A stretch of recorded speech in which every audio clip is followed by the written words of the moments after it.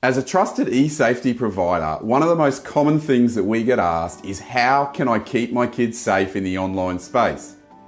One of the most important things to recognise is the need for a layered approach.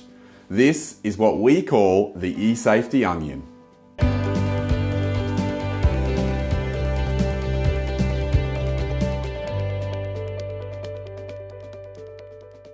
Let's look at all the layers of safeguarding that you can do, starting with the person and then working our way out.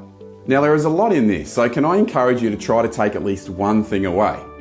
The first layer of the eSafety onion is education and conversation.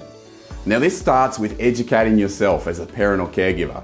The eSafety space changes rapidly, so can I encourage you to be intentional and put some time aside to learn about what safeguards you need to do, about upskilling and implementing new safeguards, and also educating yourself as the parent about what your young people are actually doing online. What apps, what websites are they visiting most commonly? Secondly, nothing beats open conversation.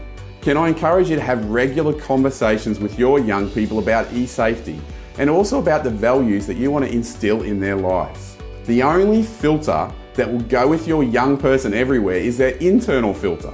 So as a parent, be intentional about improving the moral compass of the young people in your care. This also includes not being afraid to talk about the big and important topics. Things like bullying, online safety, grooming, body image, and pornography.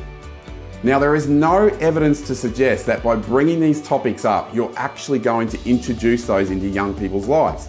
This is a fear that many parents have, that by talking about pornography, it's going to make them go and look at porn. But there's no evidence, and from my experience, I've never seen this be the case. But the opposite is true. With appropriate conversations, or any conversation, it can help educate a young person. It can help give them a framework to work from. And most of all, it can actually improve their resilience if and when something occurs in their life. For instance, if they're exposed to pornography or someone attempts to groom them or something like that online. The second layer of the eSafety onion is enabling restrictions. These are in-app settings on any particular app or game or device that your young person is using. Firstly, we encourage having private accounts. Wherever possible, make the settings private so that the information or the usage of your young person is not public. Secondly, we encourage you to select location settings as turned off. Now, sometimes location settings are required for certain functions and apps, but generally they're defaulted as on. But this is not necessary. When location settings are turned on, it allows unnecessary information to be accessed. It allows sometimes geo-tracking or EXIF data to be attached to photos and things like that. So if a photo is taken and years later it is passed on to someone, if location settings was turned on, it shows exactly where the person was and all the details regarding that photo, such as location, time, etc. We also encourage you to enable adult content restrictions and kids' profiles on apps such as Netflix, Spotify, or YouTube. This is something that's easy to do, but it's often neglected by parents. By allowing adult profiles to be password protected and enabling your child to have their own profile, you can have specialised restrictions for children. Adult content restrictions is a great suggestion for the entire family when it comes to something like YouTube.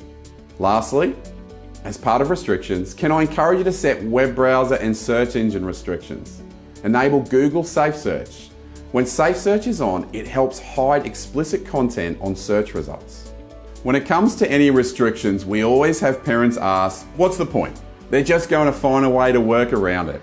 Well, I have to respectfully disagree. The point is that with each layer of the eSafety onion, we decrease the chance of harmful materials and habits developing. Even to just reduce accidental exposure to mature content is a massive win. What parent wouldn't opt for keeping their child safe 95% of the time instead of none? And we know from the experience of the UK, where they blocked internet pornography at the ISP level, that very few young people actually tried to work around it. In fact, it was an even smaller percentage who were able to find a workaround. The internet is an exciting and an amazing place, but it is also a minefield. By using the 5 layers, we can eliminate most of the mines. Now in this video, we have covered education and in-app settings and restrictions. Make sure you check out part 2 where I talk about the other 3 layers of the eSafety onion. If you'd like a short PDF summary of this topic with lots of useful information and links, then please check out the link in the description.